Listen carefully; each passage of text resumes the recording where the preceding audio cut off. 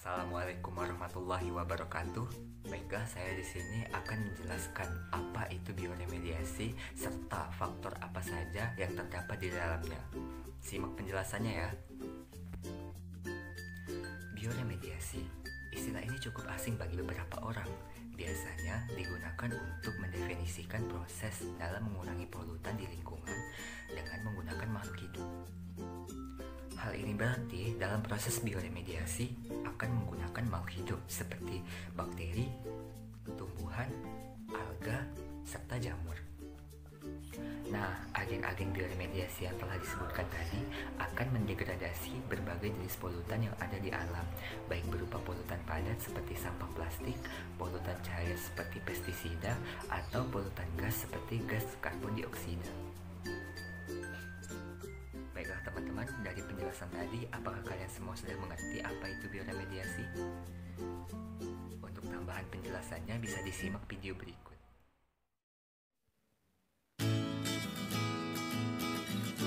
Agen bioremediasi seperti alga, tumbuhan, bakteri, dan jamur ini akan mengubah zat kontaminan menjadi zat yang tidak berbahaya bagi lingkungan. Nah, terdapat beberapa tipe bioremediasi berdasarkan agen biologi yang digunakan. Yang pertama yaitu fitoremediasi. Sampah-sampah sisa makanan, minuman, dan sampah rumah tangga lainnya akan diremediasi oleh tumbuhan atau disebut fitoremediasi. Zat polutan dari sampah tersebut akan diserap melalui akar tumbuhan, kemudian dinetralisir di dalam tubuh tumbuhan dengan zat metabolit tertentu, dan hasilnya berupa H2O dan CO2 yang akan dilepaskan ke udara. Yang kedua, mikoremediasi. Polutan dari zat radioaktif dapat diremediasi oleh jamur atau disebut mikoremediasi.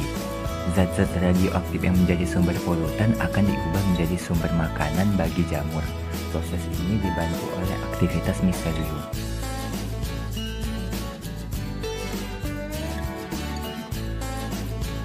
Yang ketiga, mikrobial remediasi. Polutan dari tumpahan minyak dapat diremediasi oleh bakteri atau disebut mikrobial remediasi. Tumpahan minyak akan dicerna oleh bakteri dan dinetralisir oleh enzim yang ada di dalam tubuh bakteri menjadi H2O dan CO2.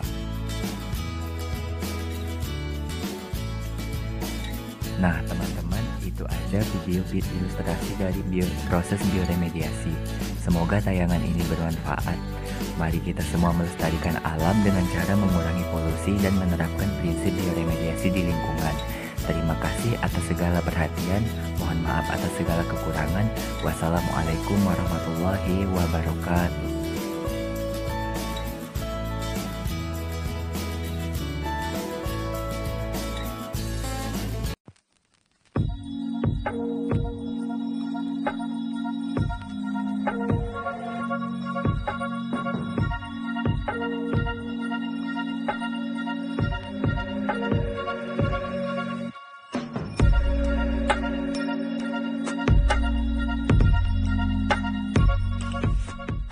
Hari ini, saya akan menjelaskan mengenai bioremediasi air laut yang terkontaminasi oleh limbah minyak bumi. Ada banyak sekali hal yang dapat menyebabkan pencemaran laut dapat terjadi.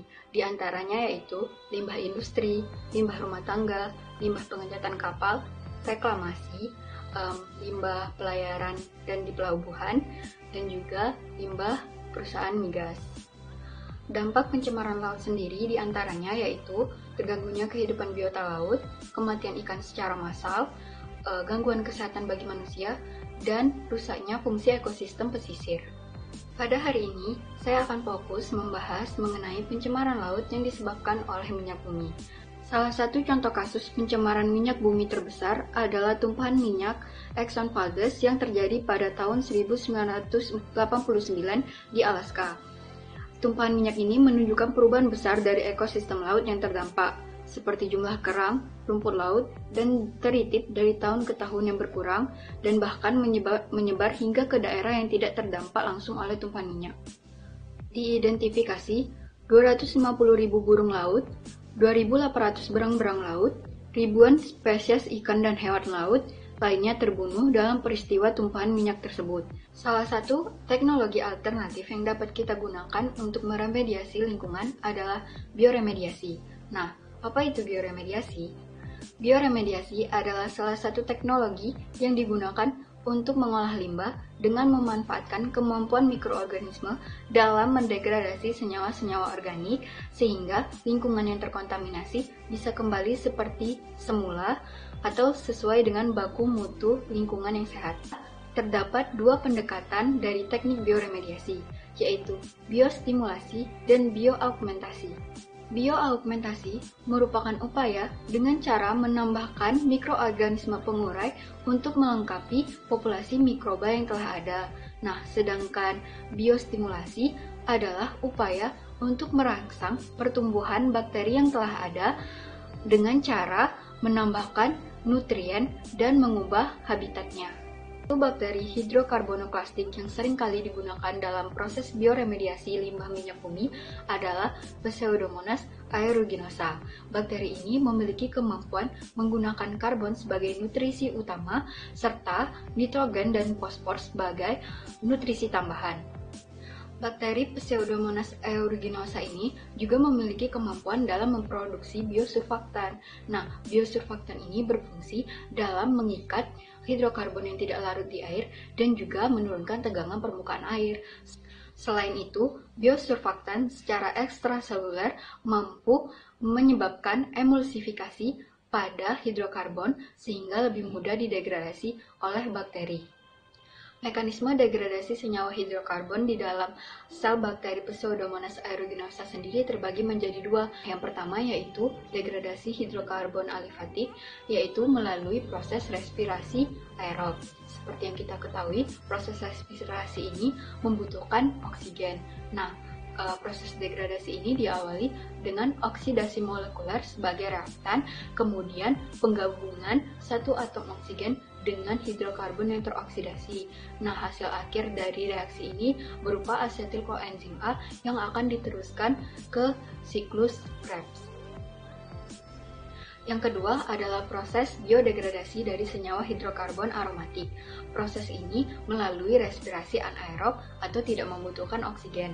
Nah, proses ini diawali dengan pembentukan enzim katekol 2,3 deoksigenase yang berperan penting dalam degradasi senyawa hidrokarbon aromatik menjadi senyawa-senyawa yang dapat diteruskan ke dalam siklus Krebs. Setelah dilanjutkan ke dalam siklus Krebs akan menghasilkan air, karbon dioksida, dan energi, yaitu bahan-bahan yang tidak berbahaya bagi lingkungan. Begitulah proses bioremediasi dari tumpahan minyak di laut menggunakan Pseudomonas aeruginosa. Namun, hal-hal tersebut dapat terjadi apabila kita memperhatikan faktor-faktor yang dapat mendukung proses tersebut. Di antaranya yaitu nutrisi. Ketersediaan nutrisi penting untuk merangsang pertumbuhan dari bakteri tersebut. Selain itu terdapat ada setidaknya oksigen, temperatur, pH, surfaktan, dan juga kondisi fisik dari minyak bumi itu sendiri. Baiklah, itulah tadi pembahasan dari topik bioremediasi air laut yang terkontaminasi minyak bumi. Saya harap ada ilmu yang dapat diambil. Terima kasih. Wassalamualaikum warahmatullahi wabarakatuh.